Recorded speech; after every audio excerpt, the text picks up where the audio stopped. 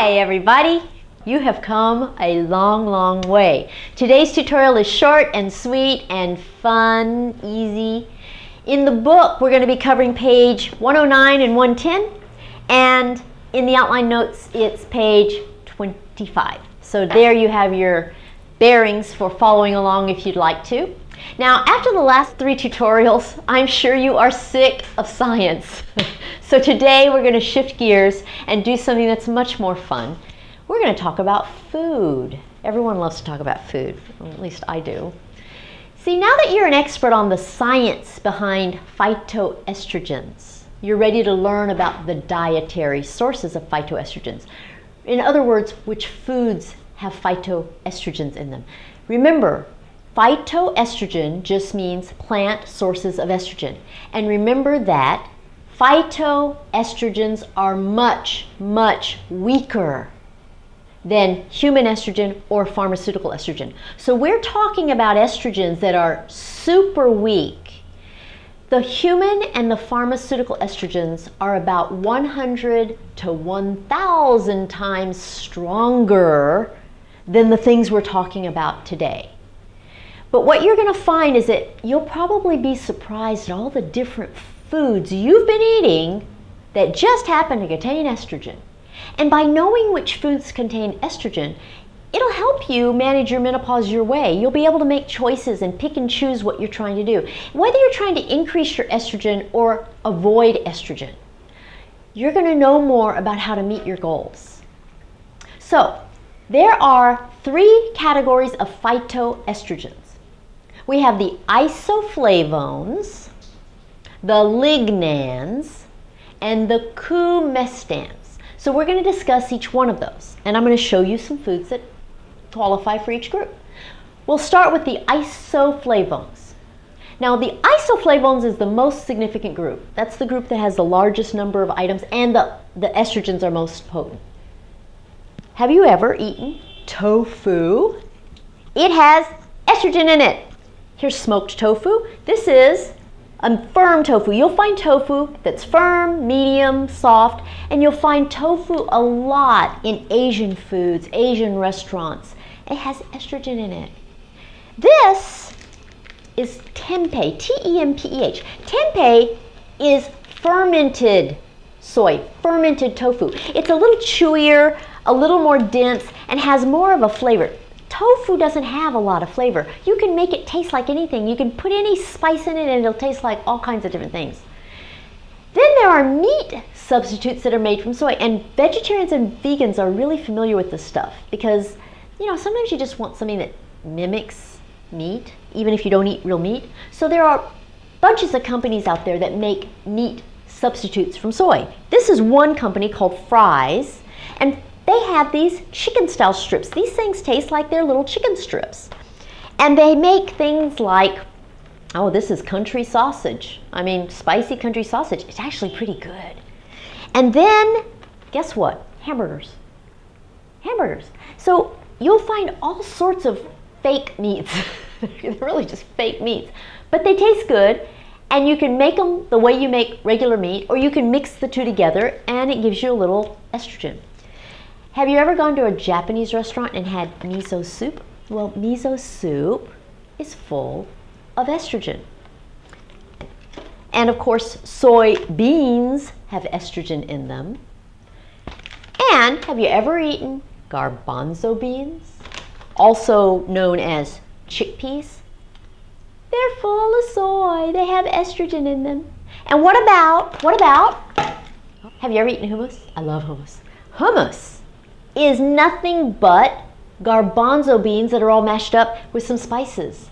So when you eat hummus, you are eating estrogen. Are you surprised? Next we have the group called lignans. Now, lignans are part of the cell wall of a plant. And the way it works is you eat a lignan, it goes into your body and down into your intestine. In your intestine, bacteria break it down, and then it's absorbed into your body. The greatest source of lignans is the husk, and they use that to produce oils like flaxseed oil. So let's look at some lignans. Of course, there's flax seeds, and maybe you prefer flax seeds that are all ground up or powdered. okay? Any form is good. You can garnish salads with them, put them on things. They're nice and crunchy. They have a good taste.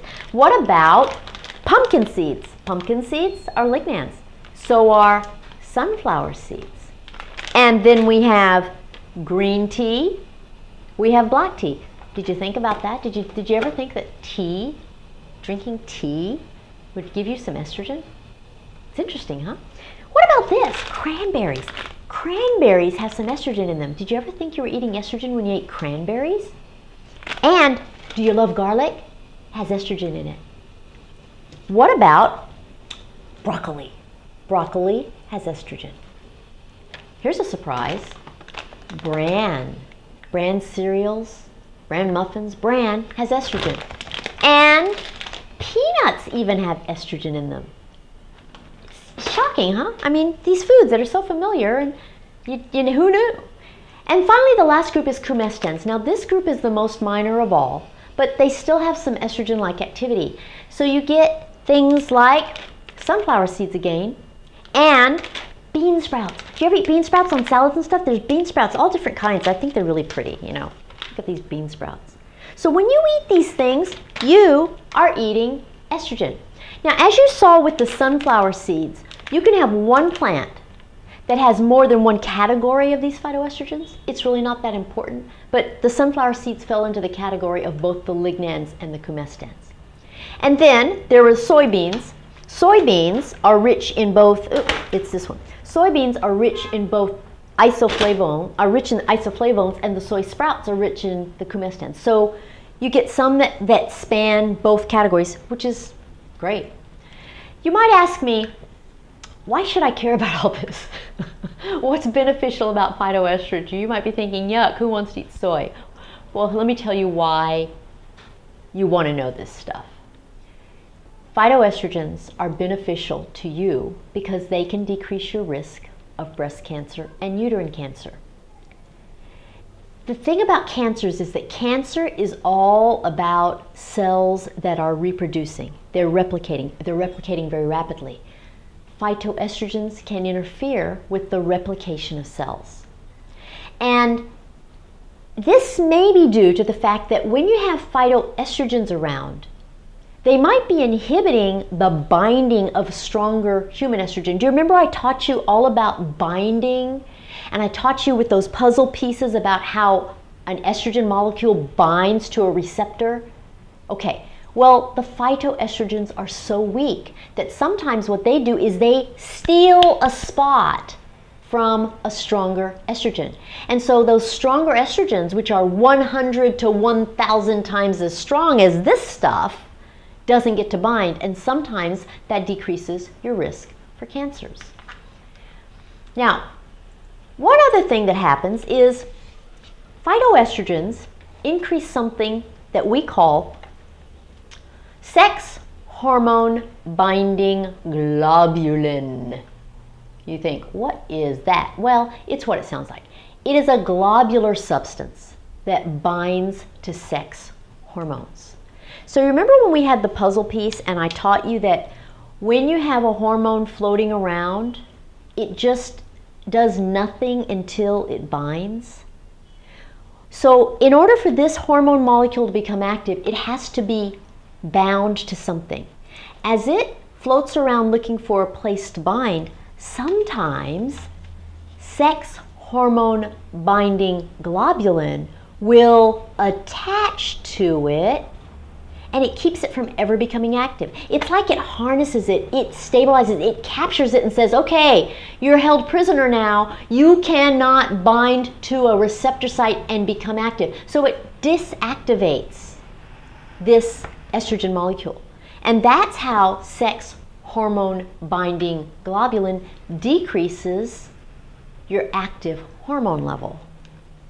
So if you're worried about breast or uterine cancer, you might think that phytoestrogens could be a good choice for you. Now, the way it works with regard to decreasing your risk of cancer is that it's proportional. The more estrogen products you eat, the lower your risk is. That's how it works. So if you're looking to decrease your cancer risk, and you eat a lot of these products, you can do a lot of good for yourself. And not only do phytoestrogens decrease your risk for cancer, they also decrease your risk for heart attacks. So this is something we've learned from examining the Asian diet. You know, if you look at the Asian diet, it has about 40 to 80 milligrams of active estrogen products in it that they eat per day. So 40 to 80 milligrams of estrogen foods per day. It's mostly the tofu and the soybeans they eat. But in contrast to the Asian diet, the American and European diets contain less than 3 milligrams of this kind of stuff per day. I mean, think about that. 40 to 80 milligrams versus less than 3, that's huge. I mean, 20, 30 times more. I mean, that's a massive, massive difference. So you can see where this goes with regard to the benefits. And cancers and heart attacks aren't common in Asians, but they're really common for Americans and Europeans. So what we've learned from studying these populations, you learn a lot by studying populations and the habits that a population has that turn into effects in terms of disease. And what we've learned is that there is no other substance that has the same benefits of eating foods that happen to have soy in them. So you see, the more you know about these kinds of things, the easier it's going to be for you to make choices about how to manage your menopause your way. You see, I'm just interested in teaching you the facts. How you use the information is entirely up to you. But are you starting to see how much of an impact you can make with these basic things that you have around you all the time? You know, I told you earlier that you're going to be using this information every day of your life. And you see that when you go to the grocery store, you're going to remember this stuff. You're going to realize that when you look at hummus that, oh my gosh, it's estrogen. You're going to realize that, oh, if I want to increase my estrogen, I can get this. If I want to decrease it, I can avoid this. This is going to help you. It's going to help you when you go to a restaurant and you look at a menu and you think about, what will I order? These are facts that will help you no matter what your situation, no matter how you want to use them. So I hope you found that interesting. It was short and sweet. We're going to stop here today. And in the next tutorial, I'm going to continue with this same idea of phytoestrogen foods, but I'm going to get a little more specific and tell you even more. So thanks for coming. I hope you enjoyed it. I bet you're hungry now. So go out and find something to eat, and I will too. I'll see you next time. Bye!